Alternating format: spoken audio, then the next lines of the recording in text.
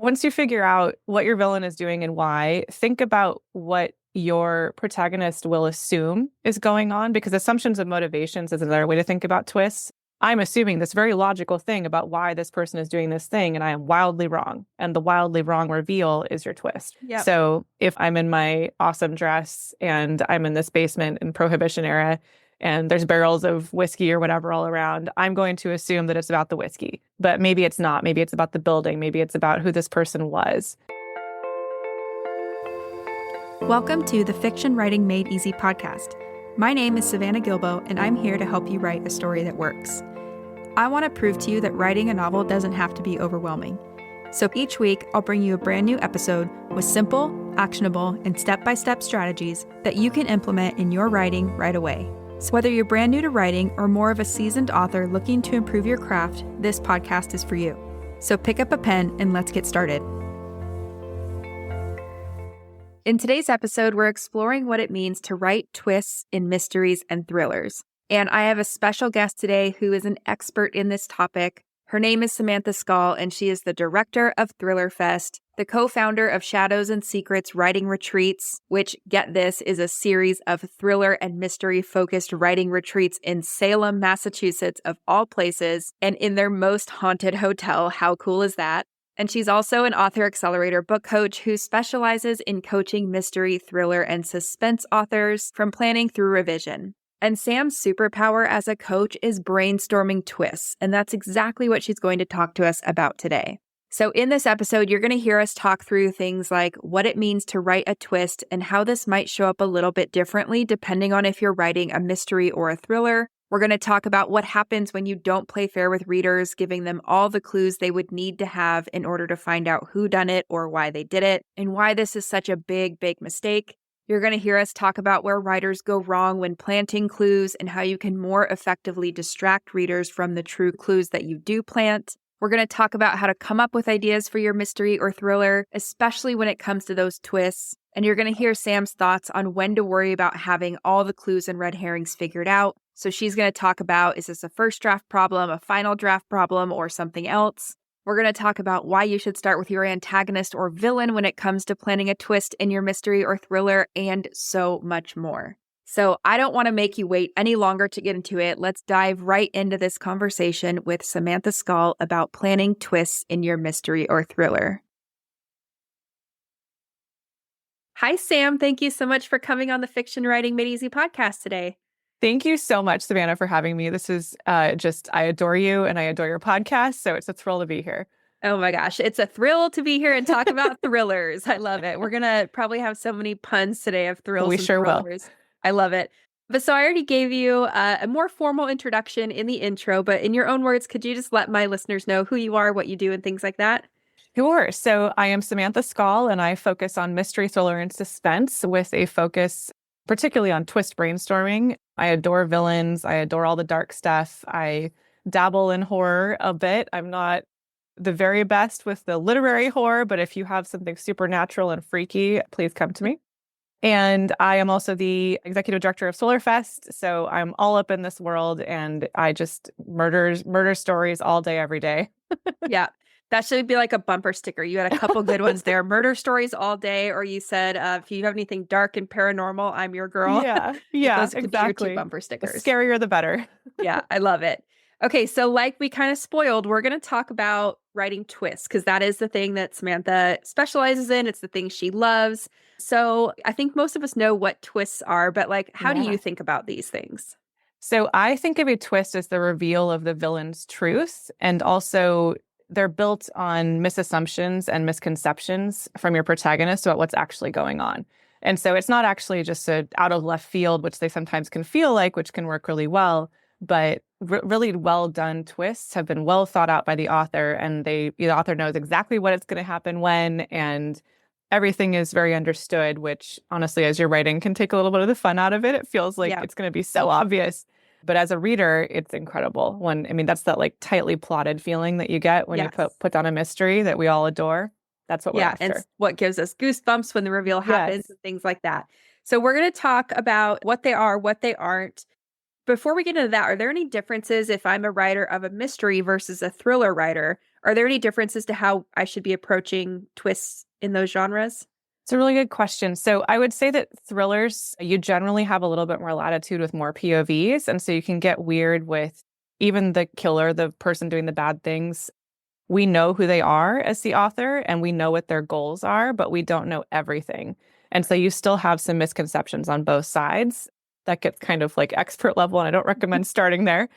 But mysteries tend to be kind of first or third POV. We're just following one person throughout the story. So misconceptions are very easy to pull off. And yeah, very, very easy to pull off. And something I talk about in my course and in the podcast a lot is the red herrings, how we use red herrings to help us pull off these twists. And something I say, you tell me if you agree or not, is that in a mystery, we kind of use red herrings to distract us from what has already happened. So who done it? What happened?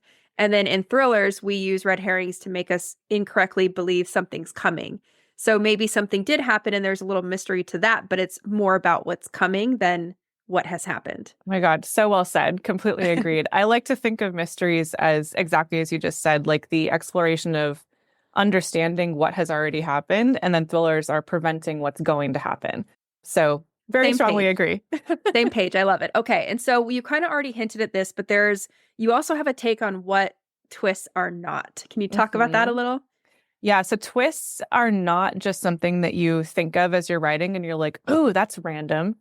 I'm going to put that in there. They always need to be logical from the standpoint of looking backwards after the reader has experienced them and the protagonist, right? So if I'm a protagonist walking through the woods and I see something and I make an assumption and then it turns out that thing is absolutely the thing that I was afraid of, the logic will be that it's not, because I will have thought, oh, somebody else left it there or whatever.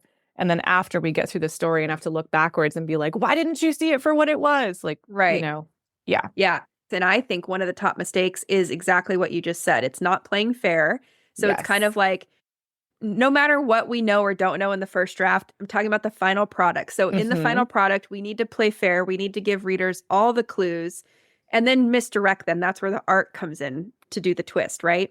Absolutely. I'm nodding vigorously over here. Yeah, I like to think of it like on screen. If you're watching a movie or watching a thriller go by through your eyes as you're reading it in a mystery, the little clues that pop up that the protagonist like clocks on the page and then looks over here and is like, oh, that's bloody footprint isn't important. I'm going to go focus on this dead body or whatever. And sorry, that's super dark, but the bloody footprints are what's important, and the reader will clock it, but not necessarily pay attention to it because we as the author have manipulated them through the protagonist to looking at something else.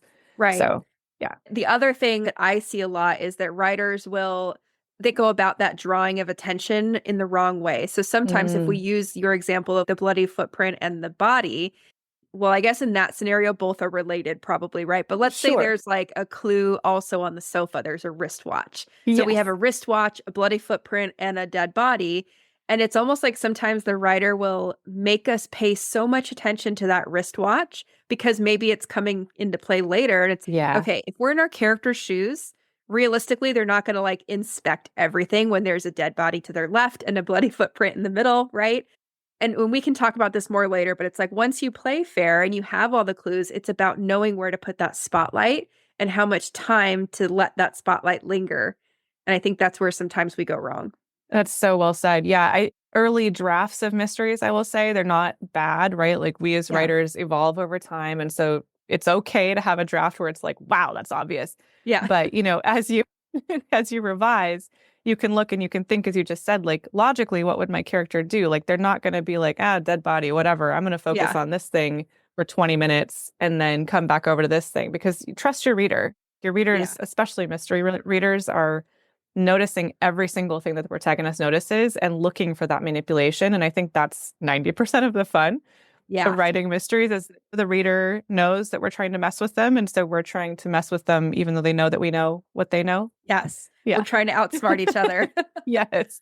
Yeah. I love that. And so I know we're going to talk about how to ideate thrillers because that's kind of your specialty. But just since we're on this track of mistakes, the third thing I was going to mention is that sometimes it's like we don't have a solid enough red herring to distract us. Like what we've both been saying is sometimes we set up something and we want readers to be looking over here, but logically that doesn't make any sense. Right. Or like, you've also given me evidence to know that this person is not the killer or whatever.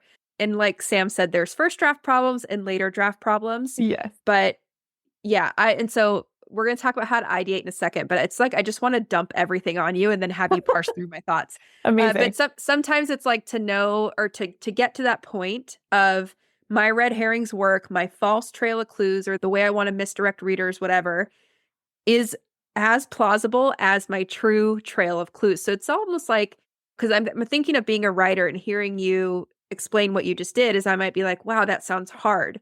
And it is, but it's also kind of not, because you just kind of plot two stories, right? And then at the last minute, you kind of switch what we are thinking about. Oh gosh, you just kind of blew my mind. That is such a good way of saying it. It's exactly what red herrings are. They need to make sense. They can't just come out of nowhere. It can't be like, I'm going to focus on this cute cat instead of the dead body. It's got to be logical. And so coming up with something that is plausible and believable for your protagonist to focus on logically, that's the difficult part. But once you figure that out, it actually is pretty easy, because you're just going to follow their logic for what they're looking at, assuming they don't know what's actually going on, which is what the villain actually did. Right. And you're dropping so many good nuggets, because it's so important to get in your character's head, because what is happening to your character is happening to your reader, ideally, if you've done it right. It also allows you to play with, like you said earlier, what they think they know. So they're going to interpret all kinds of things right and wrong, which is great. Usually wrong. Yeah, usually wrong, which is great for us, and it's great for how your reader's going to experience the story. But again, back to what you said, is we do not need to know all of this as we're drafting. No. And sometimes the more obvious we are to ourselves when drafting, it's cool. It's out on the page. Now we can finesse it from there. Absolutely. Yeah. I mean, sometimes we'll get into ideating in just a second, but could jump the gun for just a minute. But sometimes when I'm just starting out, I'll figure out what the actual story is with the villain. And then I'll go back in and figure out, like, well, what else could they focus on? What would be logical? Because villains don't generally want to be caught. The people doing bad things want to keep doing the bad thing, which is what makes them an antagonist. So, yes. Yeah, I love that. And so, okay, let's talk about ideation, because that's like your jam. So if we're trying to write a mystery or thriller, and let's say we don't even really know anything about what we're doing.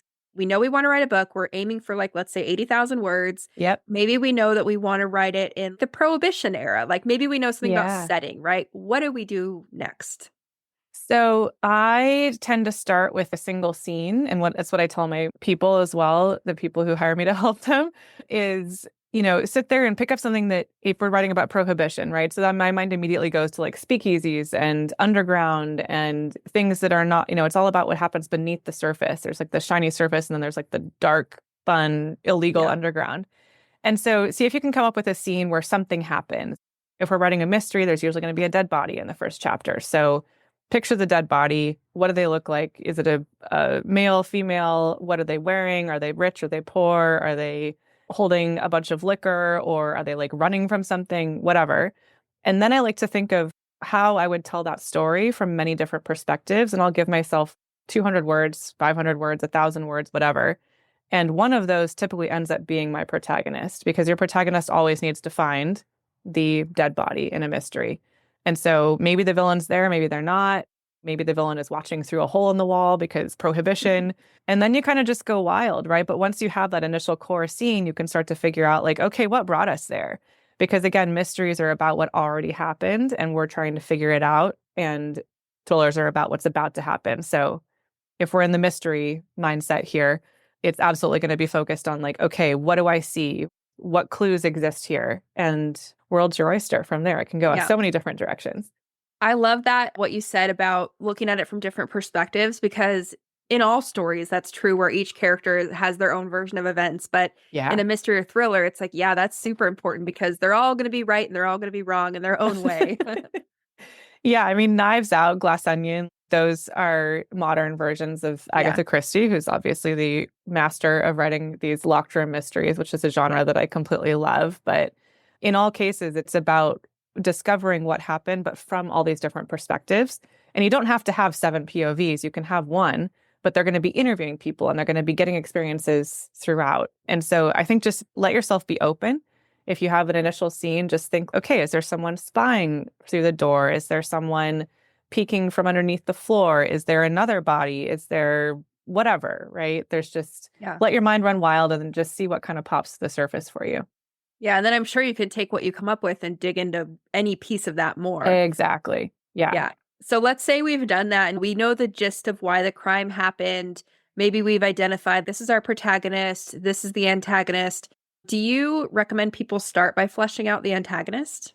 I sure do. Yeah, I always start with the villain. And villain and antagonist, the way I'm using it, are interchangeable. I understand that sometimes you can have an antagonist that is not a villain, but for Right. mysteries and thrillers, generally speaking, the person doing the bad things is your antagonist because their goal is to not get caught and your protagonist wants them to get caught. Right. So that's your forces of opposition. So I love digging into why people do what they do. And I think that's what makes a really rich dig your nails in and understand a really cool antagonist. And this is what makes it not fall flat when you have this big discussion that typically happens in the Right. climactic scene or the final twist of what actually happened. Why did you do this thing? It's so much more interesting if instead of someone just, saying, oh, I do it because I like murdering people or whatever. Yeah. They're like, oh, I wanted to save my father's company. So I made a series of increasingly bad decisions and ended up with this person being murdered. And one other little note focusing on this like dead body scene in the beginning, what we're really doing with the mystery is unpacking what has already happened for the last like 2 months, 6 years, whatever. And Yeah. so it can really help to think through like everything that happened right up until the point where we enter the story. And then that's your protagonist journey, is figuring out the why. Yeah. So that's really cool because I hear a lot of it's like you're opening doors into multiple versions of backstory. So the Hmm. protagonist, what got the villain to be where they are today? Why was the victim chosen? Out of all Yeah. the people, was it random? Was there a specific purpose? So it sounds like we can start by just brainstorming all these things and asking why about everything. Yeah. I mean, exactly. Right. And then all of a sudden you end up with a lot that you're looking at and you can pick and choose what story you want to pursue the most, and Yeah. sometimes that dead body, maybe they were the supervillain and your villain killed them because they had to. And the final twist is who this person really was, right? Yeah. Like some reveal of motivation. Yeah. The motivation is so key. And I think that's once you figure out that, there's usually like this semi-audible click when you're on a Yeah. call with somebody and or you yourself are writing and you sit there and you're like, oh, that I just figured it out. And then Yeah. it all falls into place from there. And it's amazing too, because even if you're not writing a mystery or thriller, the motivation piece of any character unlocks everything. Because then 1000%. yeah, suddenly it's like you know why they're showing up on the page the way they are, you know why their quirks are their quirks or why they're taking certain actions. So yeah, huge piece of the puzzle. Okay, so let's say we've thought about this. We know our villain's motivation. Usually it seems like the protagonist just gets caught up in things and there's Yeah. then like a personal connection of why they care about uncovering the crime or whatever. What do we do next? Like, how do we sort through all the possibilities of what a plot can be, what a red herring can be? There's so many Yeah. options. There are so many options. And I think this is a good place where people get overwhelmed. It's very frequent to feel overwhelmed at this stage. So just keep pushing through it if you're listening to this and you're like, that's me.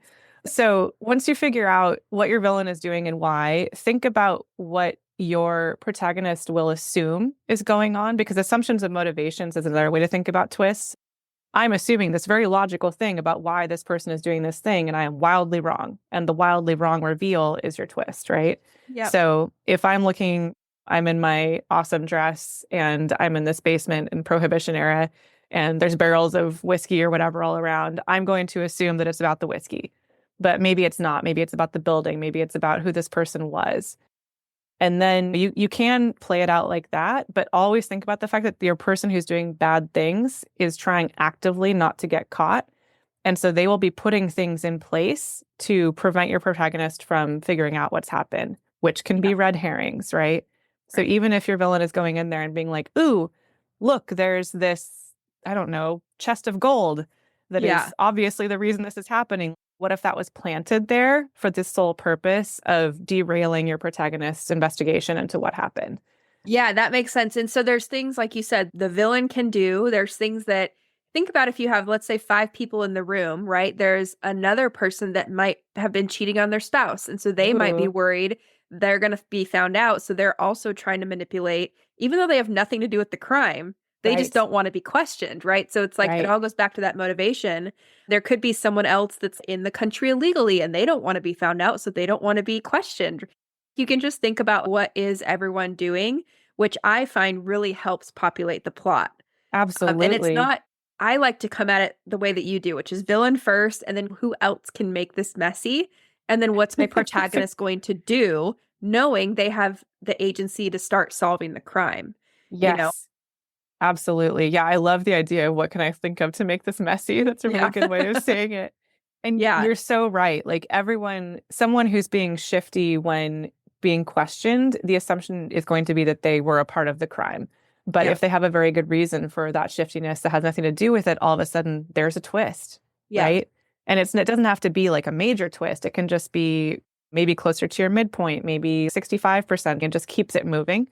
Yeah. Yeah, it's a great way of looking Yeah. at And it. there's thinking of our plots too, there's usually multiple suspects we kind of go through. So Absolutely. some are dismissed pretty quickly, some are dismissed a little bit in the middle of the story. So, you think about too, like the strategies that the protagonist will go through. And it's usually they have to start with the assumptions and the most obvious. So they're going to start Hmm. that way. They're going to kind of close the door on somebody. And then what opens up the next door of suspicion?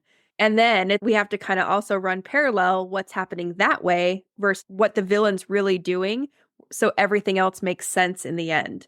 This husband who is cheating on his wife, we thought it was him, but then we uncovered it's not him. However, what also was the villain doing to play into that? Yes. Yeah. So one of So, my favorite things to do when I get to that point is once I kind of have a landscape of what's going on and I have all this messy stuff, I yeah, figure out what I want my climactic kind of moment to look like and which person my protagonist is going to face off against. That doesn't always have to be your person doing bad things yeah, ultimately. It does have to answer the story question of who killed the person in the body on the first page. But you can have all kinds of stuff that happens before then, and so mapping out like what my protagonist is experiencing is what's on the page as the plot. And then I'll have like sub bullets of what the villain is actually doing during all of this and what they're like, oh my God, they're too close. I'm going to burn this building down or yeah, whatever. And then seeing how the protagonist reacts to that on screen clue, basically, of like, oh, the building burned down because of lightning or because this cheating spouse decided they didn't want their evidence to be uncovered, but that doesn't actually solve my initial crime. And so getting messy, really good way of right. saying it. I like getting messy. That's the fun part of the ideation. The Yeah. hard part is then taking the mess and making it something. But Yes. something else that I've found that helps writers is think about for whoever you're going to suspect or whoever was in the room, think about motive, means, and opportunity, Mm. because that's a big one, right? Usually, if we've done all the work you've set up until now, we know the villain's motivation, means, and opportunity. But think about even like the most innocent person in the room. Is there some Ah, way that you could build in that, the motive, means, and opportunity, so that then they could become a potential suspect or just someone in the background that readers might suspect? You absolutely. know? And that's like the next level up is looking Yeah. as you get through a rough draft of your story, reading through it with the eyeballs of a new reader, if you at all can, and thinking like, oh, I super suspect this person. And then running with that, knowing that the reader will assume the author is messing with them. So they're not going to suspect that person, Yeah. but maybe they do. And so this is where it can get really fun with the Yeah. manipulation. But that's kind of like end of drafting, end of revision, tweaking things.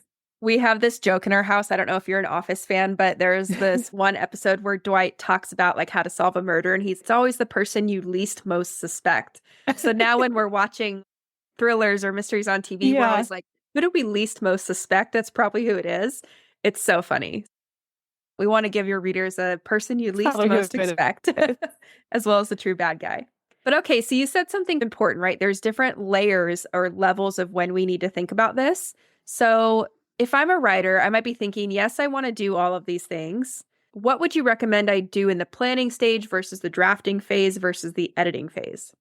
Great question. So the planning phase, I figure out the villain first, and then I figure out how the protagonist experiences the villain's truth.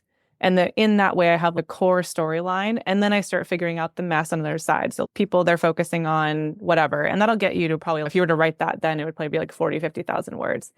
And so then we need to figure out what kind of will make it expand more. And that's when I start getting into interiority and having my protagonist look and think about, okay, well, my inner turmoil, my major malfunction is making me view this in this way. But of course, I haven't figured out my malfunction yet. So everything is through my own filter.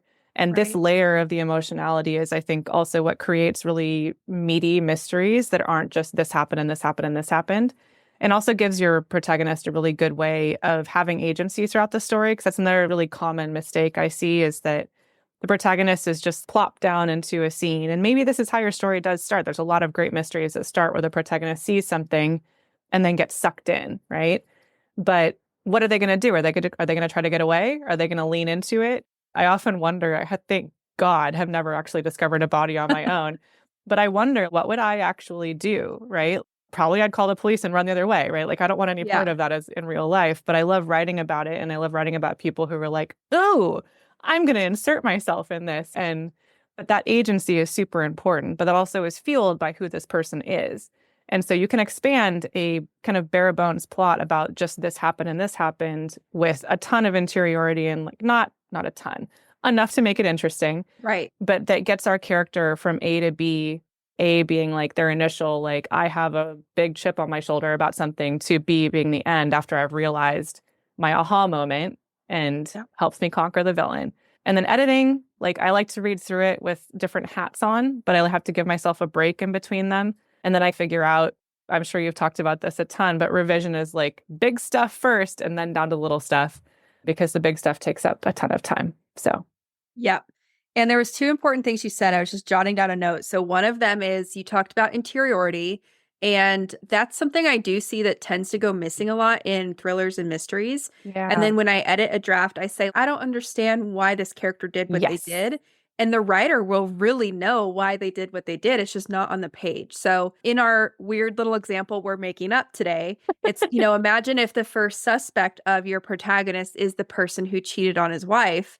And in the protagonist's backstory, their dad cheated on their mom. Like, it makes sense why they would potentially choose to investigate that person over somebody else. Absolutely. So sometimes it, like, although it sounds, if we're talking about making a big mess with details and ideas, sometimes the mess is good because you uncover all these things that you don't know are going to connect. And then when they do, you're like, this is pretty cool.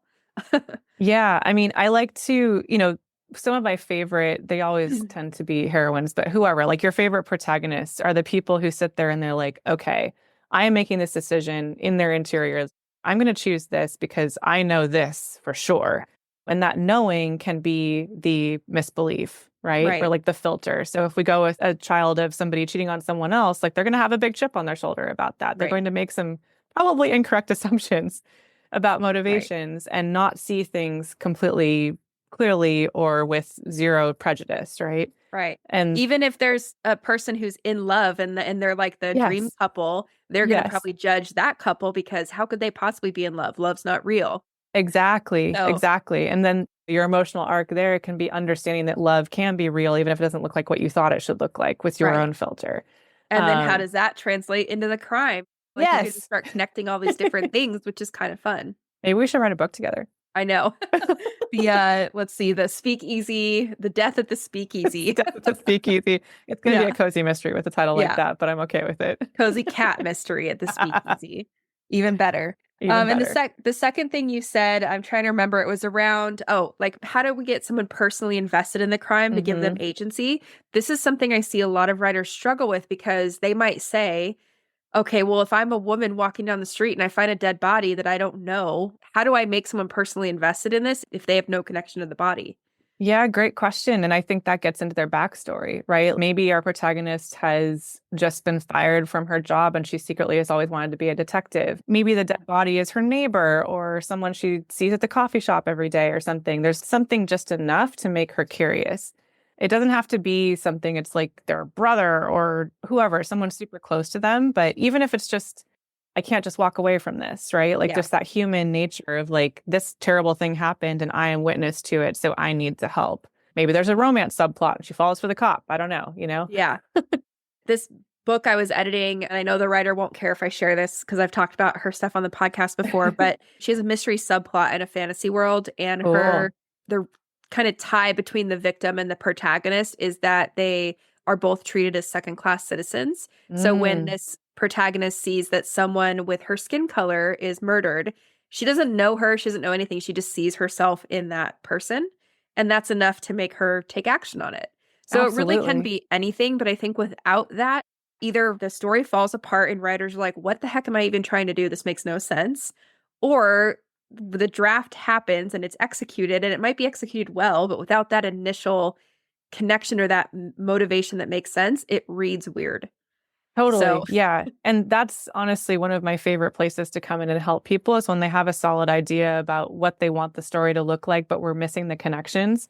The yeah, way my weird brain works is finding those connections. And so I've had so many breakthroughs with people where it's okay, well, we have this as your villain right now. What if it wasn't? What if it was this other person? What yeah, if the reason that they're connected is because of this long lost thing and not a coincidence? It's always there for a reason. Just open your mind as if you're stuck like that and just think, what if yeah. this was connected and see what you come up with. Sometimes you can break your own way out of it. Yeah, and I've actually found that to be true too, that sometimes it's like our first ideas are great red herrings. So if Yes. your first idea of a villain might be actually a really great red herring that could be like the next to last suspect they cross off the list. And then, or it's okay, maybe your villain is correct, that person is correct, Yeah. but maybe you need to swap motivations with someone else you were ideating. So I totally agree. Like thinking what if, thinking outside the box, thinking like what would readers least expect right now, and then maybe Yeah. playing into that, that can be fun too. Yeah. And you can also play with like the structure of the twists, right? So the climactic twist, as I mentioned earlier, always has to answer the story question. It has to Yeah. be who killed the person or who stole the Right. thing or whatever. Right. But that person can be the villain that the protagonist is focused on from 50 to 75, 80%. And the final twist is that they didn't have a choice in doing the thing, or Right. they were doing it because of something that the protagonist couldn't ever have understood except by viewing it through this certain lens, and all the clues are on Right. the page. And that leads us to the final twist, which is the mastermind villain, is what I like to call it. Is the person pulling the strings and being like, haha, Yeah. they're following my path that I've laid out for them. Or I've done all this to keep myself safe. And so I'm like throwing people under the bus right and left. Yeah. And yeah, Which probably I'm imagining in the work you do with people, you have to think about theme and stuff. I mean, I know for every story we do, but in that example you just said, it's like if the person is guilty, but they're guilty because someone else did something worse, yeah. that what are we saying about justice, right? What are we saying about punishing someone who did something bad, but maybe for a good reason? Well, and So, that creates a very interesting climactic scene, yeah. right? That can lead very lovelily, that's not the word, but into your protagonist having an emotional aha moment, which can Right. happen, in all number of places. But I love those where, we view the villain, the fake villain, the Yeah. climactic villain, in a new light and see their motivations, and we understand their why, and all of a sudden have empathy for them. Yeah. And most protagonists in books are not just going to go nuclear on people and like destroy everything. They're going to try to have some understanding. Yeah. And it creates some really interesting stories. And I love those mysteries that make us think too, Yeah. particularly They if you're kind of writing leave in us like, with an echo yeah, of like, what would we do? yes, yeah, exactly. Yeah. Okay, I love that so much. So we kind of already spoiled. I wanted to ask you about common mistakes people make. And we said Yeah, probably the number one is not playing fair with the reader. We yes. talked about not having a solid enough red herring to distract us. So maybe it's too obvious, maybe it's not there. And then Hmm. we talked about putting the spotlight on the wrong clue or maybe too long. What Yeah. are some other things you see people do? Not having the villain be on the page is a pretty common one. It's this delicate balancing act between having the villain enough on the page that your reader can clock them and dismiss them for logical reasons because your protagonist clocks them and dismisses them, and having them not be so obvious, right? Yeah. And this is one of those things that comes with betas and like final drafts, honestly, is giving it your best shot and thinking like, okay, I think no one's really going to get who this person is until like 85% or something. But your betas read it and they're like, everyone gets it on 40%. And you're Yeah. like, okay, well, what happened at 40% that I need to pull out so that people don't get it quite so quickly? Right. But what we don't want is some new character to come out of left field at 90% of the way through the book, unless they've already been mentioned, or they don't have to Right. have like physically interacted with the protagonist, but they do need to be known. Yeah. And that's definitely a hard balance I see people trying to figure out too, because sometimes it's about having the villain be physically present, whether it's like Mhm. as kind of a shapeshifter where they appear to be one way and then we find out later they're Yeah. the villain, or it's like, how do we just have them mentioned? Or because sometimes they can be off the page while still being on the page. Yes. So they're mentioned, or maybe we see effects of the villain that we don't understand until later. So I know we're not talking about middle grade fantasy. We're talking about Yeah. thrillers and mysteries, but I love the mystery part in the first Harry Potter book. And everyone Yeah. knows I just spent forever digging into that book. It was And great. there's things, why was Harry attacked at the Quidditch match? We have a suspicion of who it is. We think it's Snape, but that's an effect of the villain, even though we don't see him like taking action on the page. Yeah, You know? that's a really good example. Totally. Yeah. And so the other thing you said too that made me want to ask you, because this is what people ask me all the time. Yeah. How do we balance having a book one antagonist with a bigger antagonist or series antagonist? Yeah, connection, right? So each story in a series, let's say you have like a 7-book mystery series. There's a lot of those out there. I'll just plug my friend Tessa Weggert's Shayna Merchant series are amazing. And she did a fabulous job of having these books work over a big arc, and each one stands alone in their different little mysteries, but they're all focused on and somehow related to this. I'm not going to spoil anything, Yeah. but somehow related to this initial big crime that Shayna, the character needs to solve. I still want to interview Tessa about whether or not she knew the entire thing before she started writing. They're great if you want to check them out. But I think that the biggest thing is to have each little chunk of story, each of these 7 stand on their own, but have that overarching connection. That's your mastermind villain, right? Yeah. So it's almost like, I mean, I'm not going to quote Hero's Journey because that's an area that I know thrillers and mysteries. The Hero's Journey is something I don't know as well, Yeah. but like that bigger arc of we have little pebbles on the way to this final standoff. And that final standoff can be like book 4, but there's going to be something new that gets revealed that means we still have something to solve. And that can be internal. That can be somebody that caused this initial person to do this other thing. Or, yeah, it's hard to answer that in short. But I do think that knowing what your overarching scope is will be very, very helpful. And then figuring out the Kinsey Millhone series is another great example. Those were incredible books. And they managed to have each one stood alone, but they also told a story about what it was like to be a PI in Santa Barbara in the 90s. Right. Yeah. Yeah. I think that's all great, like all great points to think about if we're writing a series. And something that I see, because you said connection, and that's the word I got hung up on. I see writers struggle with that kind of connection too, because they might say, well, I have a mastermind villain and I have an idea for book 1 villain, and I don't really know, they don't know each other. They come from different parts of the world or whatever. And it's okay. Yeah. That could be true. And then that's when I think you can get into the mastermind villain's head and say, could he see this person or what they're doing as an opportunity to get what he or she or they, whatever, what they want? Yeah, totally. Right? So sometimes you can make the connections without having it be like, well, that's his father. Yeah, it can be like, is there like a mid villain? Like you have stacks of villains. So you have the person who's being ultimately manipulated, who's your villain in book 1. And then it turns out they were being manipulated by this person. And then this person, I'm moving my hand up. Yeah, it's just, what are the layers of power, basically? Yeah. I mean, those tend to get bigger and bigger because the person who's manipulating 5 levels of people tends to be very powerful. Right. And you get more into like thriller territory in that point because it's usually world ending and it's bigger stakes. That's the other thing is escalating stakes throughout each book. Yeah. Hunger Games, we started small-ish and then we just get bigger and bigger. Worldwide. Yeah, exactly. Yeah. So yeah, I think that's great. We can think about connections. They can be very literal, or they can be kind of like once removed or a little bit more figurative. That's okay too, as long as we understand it. And this relates back to another mistake I see, which is not closing out each book's plot. Yes, you can definitely open for a series at the end of each book, but you still need to answer that story question of who done it in this book, or like, why did we do it, or things like that. Absolutely. Yeah, it's like chaos to order on a small scale. Like you may not control the entire chaos of everything, but absolutely agreed. Story question must be answered. And knowing your story question is another good way of ideating. Yeah. Right. And in mysteries, that can be as simple as who killed this person and answering that. But then the why becomes your twist breeding ground. And speaking of that, you just reminded me of something we talked about a long time ago in one of the book clubs we did. We were looking at The Guest List by Lucy Foley. Oh, love that book. And we were talking about how it's really interesting that there's someone has died. So that question, because we were talking about how writers sometimes they leave open so many story questions that we're like, what are we supposed to be reading about? So I thought that book was a cool example of we closed the story question of someone has died. So it's not about, did someone die? That's not what we're reading for. We're reading to find out literally who did it and why they did it. And then once we know who did it, that question's closed. So it becomes why.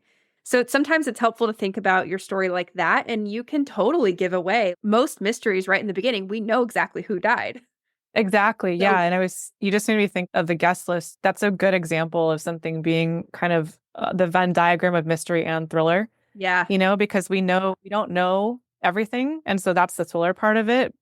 Nor do we know the initial mystery, except that like someone's going to someone die. So died. it's in the future, but it Yeah. already happened. And it's like, yeah.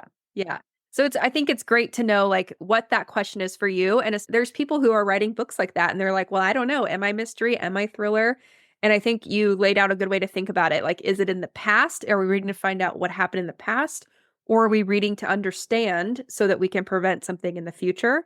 And, Yeah. of course, there's going to be some crossovers and things like that. But that's like another thing I see that writers do a lot is they just leave all these things open and they're so vague because they think it's going to pull us forward and make us curious. And really, it's just like, we have nothing to latch onto. I don't care about anything.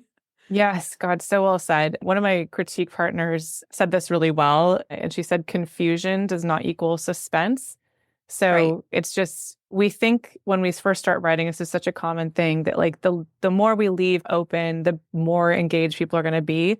Then it's the exact opposite. It's lead me into this, author. Right. Tell me what I should focus on. Tell me exactly what I should be questioning. And then I want you to suck me in so hard into this book Yeah. that I don't get up off the couch for 4 hours because I'm not Right. hooked. Yeah. And I find the same to be true is it really is the opposite. So I feel like there's a listener out there who needed to hear this. So we are literally telling you it's the opposite. Be more specific, be more purposeful, and Yes. then focus on what is that central question because we don't need to have 1,000 open questions. We We need to do have a not. central open question and then things that lead us to that answer. And there can be many questions, of course, but vague is never the answer. It is not. Yeah. And that just reminded me like big plots or big cast lists. That's another pretty common thing I see. And particularly with mysteries, I like to think that readers can handle probably about 8 people without losing track of Max, everybody. yeah. But 6, especially if you kill somebody off right away, that always Yeah. helps. But the more people you have, the more you're asking your reader to remember and clock. I know Game of Thrones has a lot of fans and critiques and whatever, but like Yeah. Diana Gabaldon too, like huge cast lists, and people have compendiums that they keep to keep track of all the Right. characters. And so if you want someone to sink in, you don't want to risk confusion. And confusion is what causes people to put down a book. So keep it tight, Yeah. answer the questions that need to be answered for the reader to understand, and then leave open the stuff you want them to be like, ooh, what's going to happen? Yeah. And most of the time on that cast note, it's like you need to have a purposeful reason to have the 8 characters. So Yes. I see a lot of writers start from the opposite angle and they're like, I just want 8 because that sounds really cool, or it sounds like I can cast a lot of suspicion on a lot of people. And it's sure, but it's going to be a lot harder for you to pull off and harder for readers to engage with. So I always say start small and then prove why you need more. Because also, too, I see in the drafts I edit, it's like you might start with 8 and then you realize 4 of them are duplicates of the other 4 Yes. and you have to trim anyway. And combining characters is a good way of fixing twists too. Or if you're at that point where you're just blocked when you're writing, who can you combine on the page and then go back and fix it later? And also kind of layering things. Like if you know someone's motivation, but the other person has means and opportunity, that's a great thing to combine them. Yeah, And totally. round them out.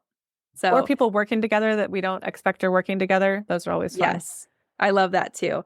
So I love all this. I think this is going to be a super helpful episode. And I know you have a very cool resource for listeners. So can you talk about that? Yeah, sure. So I came up with kind of 17 ideas for how to ideate your thriller, and particularly why your villain would be doing what they're doing. It's a free download. It's fun. Hopefully it'll spark your imagination and think like, ooh, what would happen if this person saw this?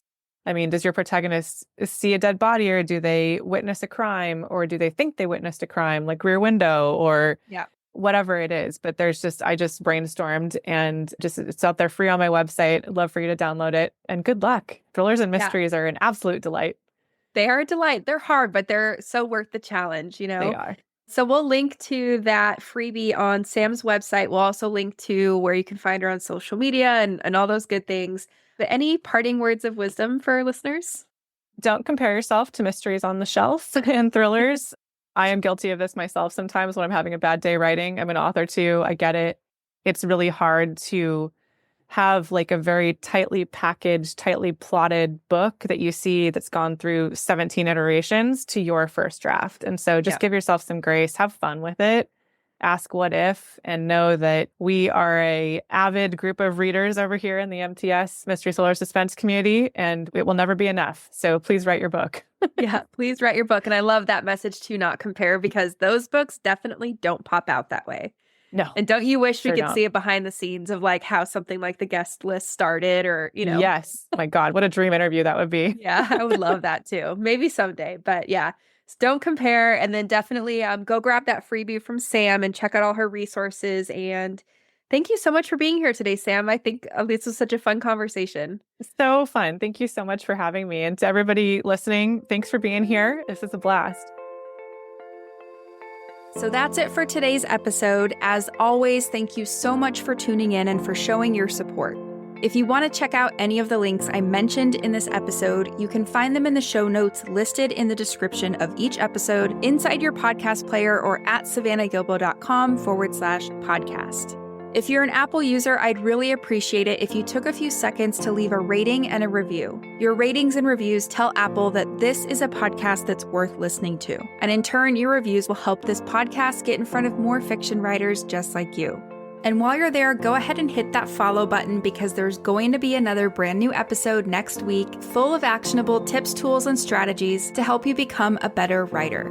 So I'll see you next week, and until then, happy writing.